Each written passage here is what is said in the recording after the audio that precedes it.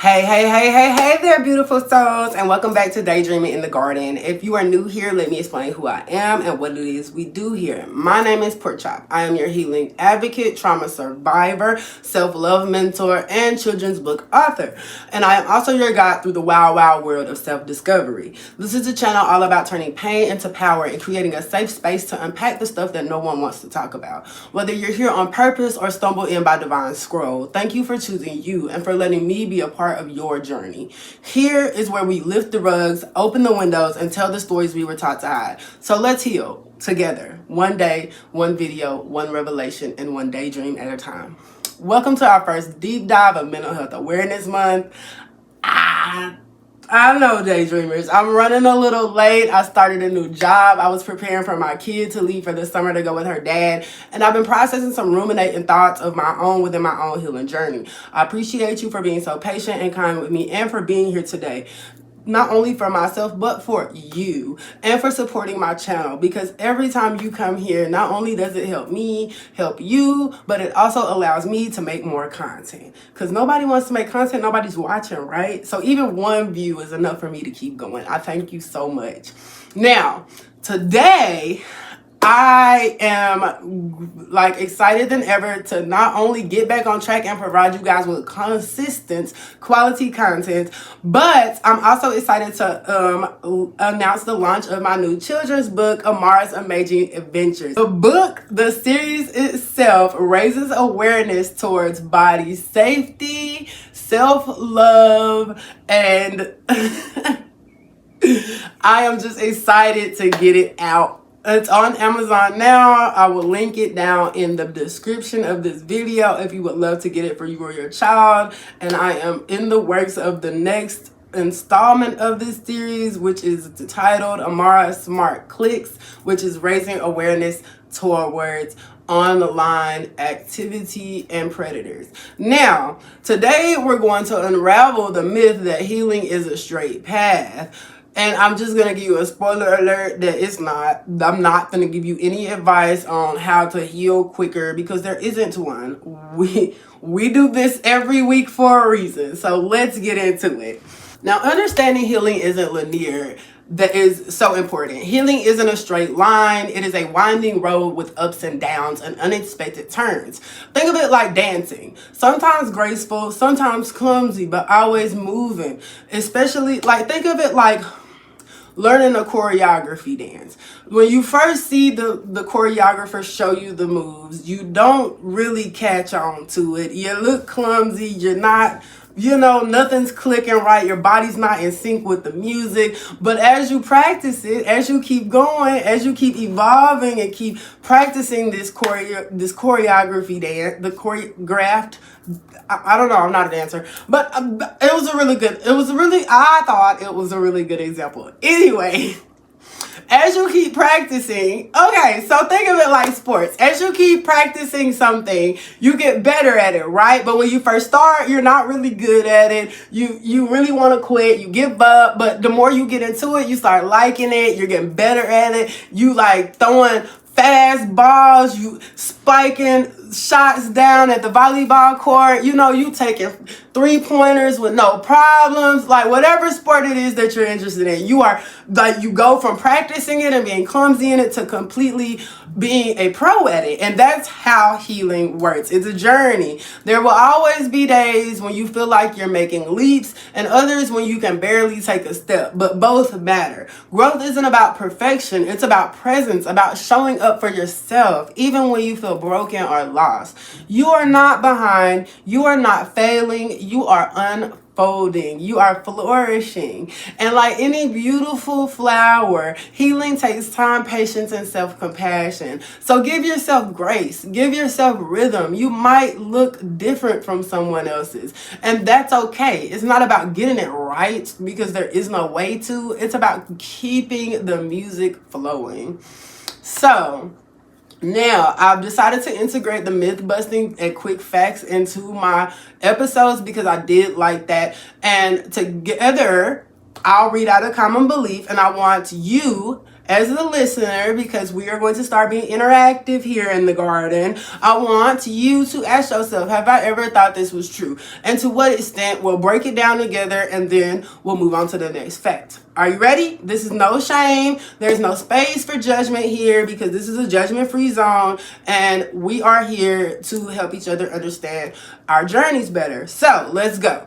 For the first myth or fact, if I'm still struggling, I must be doing something wrong. I want you to take a second to really deep dive on that. Anytime that you ever feel like you've been in your healing journey and you've just struggled to get past a certain situation that you've been through, or you're struggling to get past this situation, this particular situation, that it means you're not doing something right and that you don't know how to heal. But that's not true. It actually means you're growing. Healing includes messy, raw, complicated moments, and that's normal. It's normal to feel like you're not getting it right. This is something that I remember somebody telling me when I first had my daughter, and I used to question if I was being a good mother. And people always told me that if you are questioning if you're doing it right, then you're doing something right. So, take that as you must. Now, the next myth or fact. Therapy should fix me quickly. Now, anybody that has not been to therapy especially, please comment down below how fast you feel as though therapy is supposed to work. If you were to go today, if you signed up today and started your first session tomorrow, and most therapy sessions last about 30 minutes to an hour once a week. Now, if you were to do that, just that in itself, just the therapy session, how long do you think that you would be able, before you would be able to come out of it and be like, I think I'm getting better. I think I am on the right track to healing. Or I just healed. You just went to 2 or 3 of them and you I healed. That's not how therapy works. Therapy in itself is a journey. It's not a magic wand and it doesn't fix anything within the first couple of sessions. It works best when you allow space for slowness and setbacks. And we will talk about setbacks, regression, and triggers in the next episode. Now, the next myth or fact. Only weak people need help. Now, let's be real with ourselves. Have you ever held back from reaching out to anybody because of this thought? Have you ever thought about not going to therapy because you felt as though that you weren't as broken enough to need it? I don't need it that bad. I am one of those people that genuinely believes that everybody needs some form of therapy from something. I feel as though we are all, in a sense, traumatized on some level about something. It takes serious courage to say that you need support, especially when you are in a deep, dark place. And asking for help is one of the strongest things you can do. And even if you are not asking for help, just coming to content and looking at content like this is such a brave thing to do, because in a subconscious manner, you are asking for help. This is you asking for help, being here today. And I am so proud of you for that. Now, myth or fact, I should be over it by now. Let's just pause for a second and think about what type of timeline are you holding yourself to, especially for certain specific situations, and who said it. I know for a fact that there was times that me and my ex-husband have been separated for almost 4 or 5 years now. And just recently did I actually start to grieve the divorce and the separation. And I couldn't understand why, because it was something that I felt like I chose. I was the one that did this, that decided that I no longer wanted to be in this marriage. So why am I the one hurting? But at the end of the day, we have to remember that just because you suppress something doesn't mean it doesn't hurt. And at some point it will come up and you will have to face that, so let's just remember that healing has no set expiration date. If something hurts you in any type of way, it doesn't even have to be traumatic. It could just emotionally be a roller coaster for you. If you're still working through it, that's okay. It's okay. There is no timeline on healing from anything. It is okay to take your time. It is okay sometimes it's okay to wait it out. Maybe you're not ready to process that situation yet. And that is absolutely okay as well. But try your best not to avoid it. Try your best not to keep pushing it back. We have to start facing stuff head on, So, now, myth or fact, if I talk about it, it'll hurt more. Notice your body's reaction when you decide to talk to certain people. You get that tight chest, or they give you a deep sigh, or you just don't feel comfortable or safe in that space to tell them what you feel like you need to tell them in order to heal in that moment.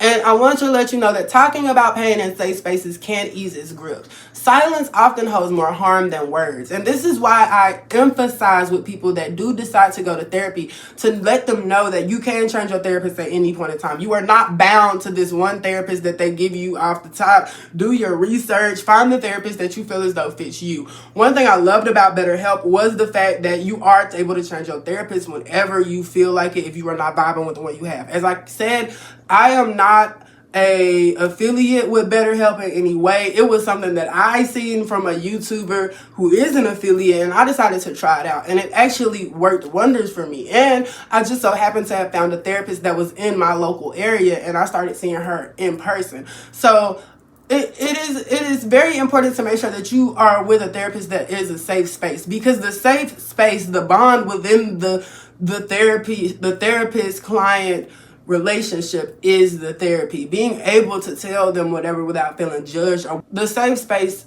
is the therapy. Myth or fact? Forgiving means saying it was okay. Now ask yourself, what does forgiveness actually mean to you? Because one thing I'm starting to learn throughout my studies in psychology is that just because there is a one definitive meaning to, just because Webster's has a meaning to a word does not mean that that meaning applies to everyone. Forgiveness or any word can mean different to certain people, just like communication might not have the same meaning for someone as it does to another. So forgiveness is not approval, it's release. Regardless of what your definition is, it may be. It's choosing to stop carrying around what someone else did to you. Like they used to say back in the day, like, I forgive you for me, not you. That's a real statement, because at the end of the day, holding on to resentment and revenge is only hurting you. They're walking around through life completely fine, not worried about you, probably not even thinking about you. And if they are, it's not in a life changing that is hindering them type of way. I promise you. So let's remember that forgiveness is not approval. You can forgive someone and never speak to them again. And the last one is this. Myth or fact? Once I understand my trauma, I'm done healing. Like, have you ever thought it? I thought it. Like, we thought it, didn't we? We thought it. I was like, if I address it, if I say, yes, I have been raped, then I'm done. Like, I have acknowledged it. I am processing it, and it is over. The awareness is the first step, y'all. That's the truth here. Like, it's not. Real healing happens in how you treat yourself, set boundaries, and rewrite the story daily. It's about detaching from the trauma and being able to move through life without it hindering you in any way. And it takes time. And for the last myth or fact, and this is my favorite one, I have to do this alone. Now, can we sit with that? When you're hurting, do you isolate or do you reach out? Like, let's remember that healing is deeply personal, but it is not meant to be done in isolation. Community care and connection are part of the medicine, y'all. Safe spaces, safe relationships, healing, healthy friendships, and family members are the healing. You know what I'm saying? Like, let's remember that we cannot isolate and think that we are going to be able to heal. You are not healing. You are actually just avoiding triggers and not healing. You're doing the complete opposite. So, if any of those myths hit home, you're not alone. The goal isn't to shame ourselves, it's to get curious. Healing starts with awareness, but it deepens with honesty and support. Let me know, was there a myth you've been holding on to? Or maybe one you've recently unlearned? Or one that you would like for me to break down? Let's talk about it in the comments. I'm excited to see what you have to say. Now, we are going to take a moment and dive onto the reflect and reground. Let's just take a break from all the noise. Not just the world's, but the noise in our own minds. If you're in a safe, quiet space, I invite you to sit comfortably. Close your eyes if that feels good to you. And if not, just soften your gaze and be here in the now, in the present. Take a deep breath, intentional breath, in through your nose. Hold it gently for a moment and exhale slowly through your mouth. Let's do that again. Inhale. Fill your belly with the breath. Feel it. Hold it. Now exhale. Release what you no longer need. Think about all that stuff that you need to release and release it. Release it as you're exhaling.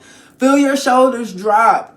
Stop being so tense. Unclench your jaw. Soften your hands. Let your body know it's safe. It's okay to pause for a second here and now. And if you are somewhere where you can't do that, just when you do, come back to this.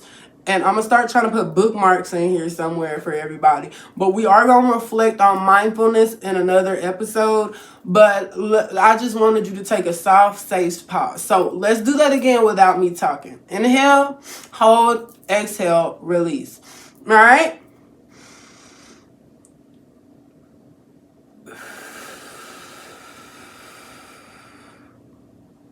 One more time.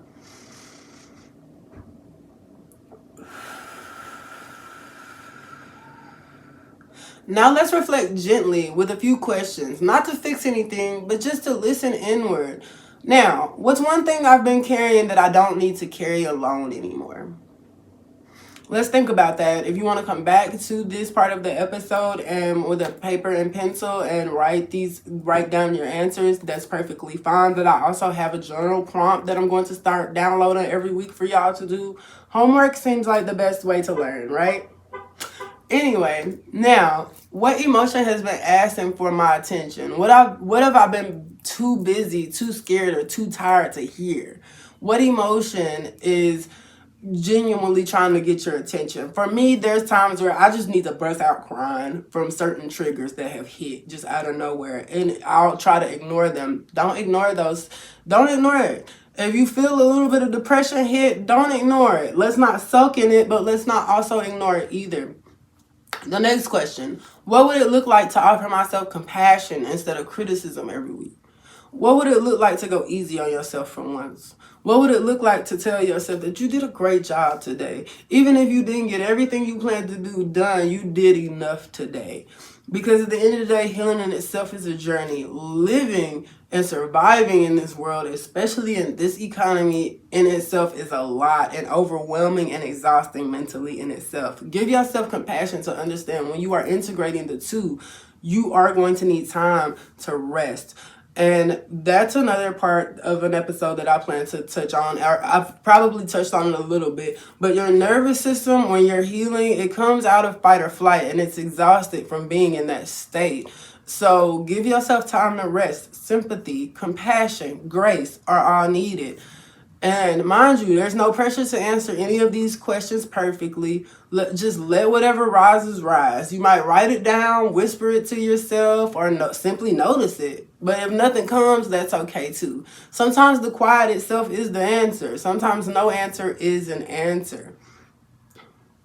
Now imagine this. There's a younger version of you, maybe 5, maybe 15, standing in front of you. They're holding your hand, looking up at you with wide eyes, just wanting to feel safe, seen, and loved.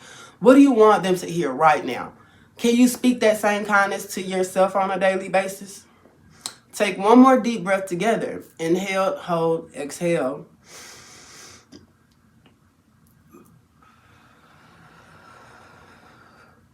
You just gave yourself the gift of presence. And in a world that constantly demands your attention, with apps that constantly demand that you're on them scrolling, that's a radical, rebellious act of self-love. And I love that for you. Let's carry that softness with us into the rest of this episode, into our conversations that we have with other people, and into how we treat ourselves when no one is watching. This is your moment. This moment is yours. Come back to it in time. And you can always reflect on these answers or these questions at any time. If you would like, you can genuinely get a notebook just dedicated to the daydreaming in the garden questions, because this is also something that I plan to integrate into every episode every week as well. Now, because healing isn't something we do in theory, it's something we live through every day, every second, moment by moment. Let's talk about real tools, not just concepts, but things you can carry with you on the hard days, the healing days, and everything in between. These aren't one size fits all. The key is finding what speaks to you and building your own healing toolbox, so to speak. So, as I just mentioned, a journal. Journaling makes the invisible visible. Let's start with journaling, not the Dear Diary kind, unless that's just your vibe, but the kind where you allow your emotions, questions, and truths to spill out safely and comfortably and confidently in all of its dark, glorious ways. And here's why it works. Journaling slows your thoughts down to the speed of your pen or your thumbs.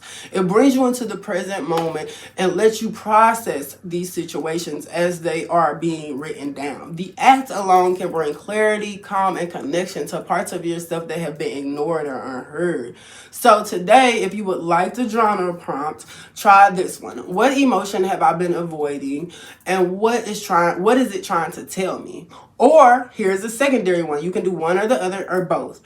What do I need more in my life right now, emotionally, spiritually, and physically? Take the materialisticness out of it. What do you need within your mental, your emotional, your spiritual, and your physical well-being in order for your healing journey to jump off on the right track? And remember, there's no wrong way to journal. Misspell words, be messy, cry on the pages if you have to. It's yours, and this is your healing journey. Mindfulness would be the second tool that I think is very, very, very important within the healing journey, because we hear, but we're not perfect. Mindfulness isn't just sitting cross-legged on the mountaintop and like doing mindfulness isn't just meditation and sitting crisscross on mountaintops and in fields of flowers, breathing in and out. It's presence. It's choosing to notice your breath while you're doing the dishes. It's catching a negative thought before it spirals and saying, hey, what you doing, girl? It's being able to be self-aware on a level that even it scares you. The practice is simple but powerful. Take 3 slow breaths. Notice 5 things around you. Tune into one sensation of your body. This interrupts the chaos and recenters you in your now, which is where all your power truly is. If you're feeling overwhelmed, try saying this silently to yourself. Right now, I am safe. Right now, I am here. And that is enough. The third tool that I feel as though is very important within the healing journey is the support system. So let yourself be held. Healing doesn't mean you have to do it alone. In fact, you're not supposed to. Whether it's a friend, a therapist, a group chat, or an online community, connection is medicine. Who makes you feel more safe? Ask yourself, who makes you feel more like myself after we talk? Who reminds me that I'm not a burden when I'm hurting? These support systems are absolutely important to your healing journey, no matter who you are. And if no one comes to mind, that doesn't mean you're alone. It might mean it's time to build new connections and find new friends with people who are emotionally safe, who listen more than they advise, and who meet you with presence and not pressure. It's okay to outgrow people. I've outgrown literally everyone in my life. You outgrow people who can't meet you in your healing. That's not bitterness, it's boundaries. And people who get upset at you for having boundaries are what? Manipulating. Yes, that is good, my good daydreamers. Education is a very good tool. Educate yourself. Understand your patterns. Sometimes learning why we react the way we react we can do so much with that information. We can be the light bulb moments we need. The books, the podcasts, the workshops, the mental health professionals can help decode your patterns and offer language for what you're experiencing. A few examples of this are What Happened to You by Oprah or Dr. Bruce. It's great for understanding your trauma. The Body Keeps Score is an amazing book that I keep coming across even within my psychology studies that I actually am going to get a copy of today, right after I finish this recording, because they sell it at Walmart and Target. Now, and there are a few podcasts that you can do. And even the one you're listening to right now is you doing the work. This is a tool. Use it to your advantage. Every wellness content creator might not be wellness creators like they say they are. So please be careful of who you are reaching out to and what content you are using on your healing journey, because some of these mental wellness creators and self-love creators they're doing more damage than harm. Now, number 5. Oh, another great book that I feel as though everybody that is starting on their healing journey should read is this. Where is it? I don't know. I'm not sure if you're a TikTok fan. I'm sure you've probably seen it going around already, but it is called Why Has Nobody Told Me This Before by Julie Smith. And she has a secondary one called Read This When, I think, that I also plan to get. But this is a great book to start out on your healing journey. Amazing book. It breaks a lot of things down into very simple terms, even that I was having trouble with my own healing journey. So this is an amazing book. If you haven't, go get it. And I will actually do a episode on the book itself for those who just don't have the time to read it. I believe it is an audiobook as well. So this is a great tool. I've read this twice already, and I'll plan to read it again before the year is over. Now, the next tool that is a great healing tool in your toolbox is self-compassion. It is foundation of it all. Above all else, your greatest tool is how you treat yourself on the days you feel less worthy of love. Healing is messy. You'll take 3 steps forward and slide 2 back. That doesn't mean you're broken. It means you're human. So when you fall, try this. Place a hand on your heart. Breathe and say, even this version of me is worthy of care. Because shame doesn't motivate healing or self-love. Compassion does. Grace does. Understanding does. That same grace, compassion, and love that you were giving all those people that constantly hurt you, give yourself that same grace, compassion, and love. These are just a few tools. There are so many others. There is movement, music, prayer, therapy, rest, play. Healing is both science and art, a structure and surrender. The only rule is what helps you feel more whole, more seen, more connected. That's your medicine. So take what resonates with you, leave what doesn't, and keep building your toolkit. You don't have to have all the answers, and you won't. You just need to keep choosing yourself again and again. Now, this is the last part of the episode. I want to thank you so much for being here this far. I know it's been a pretty long episode. I've been trying to break my episodes down into shorter versions, but I want to be able to make sure that I am filling in all the gaps that I feel as though a lot of people are missing within their healing journey. Now, for segment 5, we have a journal prompt. The journal prompt is turning your experiences into insight, one reflection at a time. Let's slow things down and make some space for you to explore your story a little more deeply. Each week, I'm going to start offering a journal prompt, not as homework, but as a gift, an invitation to get closer to yourself, your truth, and your healing. This week's journal prompt is reflect on a time when your healing journey took an unexpected turn. What did you learn from that experience? Let that sit for a second. Maybe your mind goes straight to a specific moment. Maybe it draws a blank, and that's okay too. Sometimes we need to sit with the question a little before the answer comes. Now, unexpected turns in healing can look like a relapse after months of progress, leaving a therapist who no longer felt aligned, outgrowing a friendship that used to feel safe. It can be hitting an emotional wall and realizing you need a different kind of support, or even realizing you're healing from something you hadn't named until now. These moments don't always feel like growth in the moment. In fact, they might feel like failure, loss, or even confusion. But often when we look back, they reveal something more powerful about our strength, our boundaries, and our voice. So here are some guiding questions to help you get started. What was happening in your life at that time? How did that moment make you feel mentally, emotionally, physically, and spiritually? What old beliefs or coping mechanisms did you come up with? What did that detour teach you about yourself, even if it was painful? If you could speak to the version of you in that moment, what would you say to them right now? You don't have to write the right thing. There is no grade. Just let it be honest and let it be yours. If journaling feels hard or overwhelming, try voice noting your thoughts, drawing them out, or even texting yourself a few bullet points. The goal isn't perfection, it's presence. And remember, there is power in reflection. There is clarity in naming what you've been through. And there is healing in hearing your own voice. You can download this week's journal prompt as a printable or digital PDF, and I will link it at the bottom in the description of this video, and revisit it at any time this week whenever you're ready. Take your time. You're not behind. Your insights, even the messy ones, are worth holding. Now, I'm so glad for y'all being here. I love the fact that y'all are bringing this all together with care, compassion, and a look ahead in life.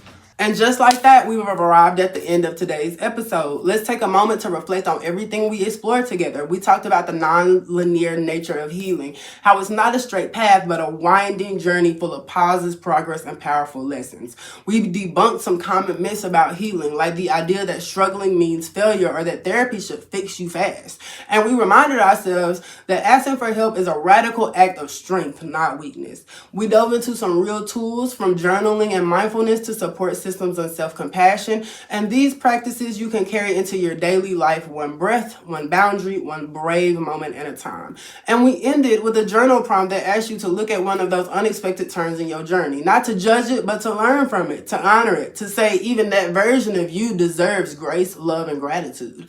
So if today stirred something in you, whether it was clarity, discomfort, or even just a quiet me too, know that it mattered. That feeling is part of the work. Next week, we're diving into something big: triggers, regression, and we'll unpack what they really are, how your brain and body respond, and what it means to navigate them without shame. Because feeling triggered doesn't mean you're broken, and regressing doesn't mean that you're failing. It means you're human, and there are tools to help you move through those moments with more awareness and compassion and choice. So if you've ever felt hijacked by your emotions or caught off guard by your memory, next week's episode is for you. In the meantime, take care of your heart. Return to the journal prompt when you're ready. Drink your water, breathe deep, speak gently to yourself, and remember, you're doing so much better than you think. Until next time, daydreamers, be kind to yourself, and remember, healing doesn't have to be perfect to be real. Although we talk about serious topics in a not so serious way, mental health is something that should be taken extremely serious. If you or someone you know are going through a mental health crisis, please use the resources provided in order to help them or yourselves, because we all need love, grace, and gratitude. You are loved, you are special, and you are wanted here. Thank you for just existing, and have an amazing day.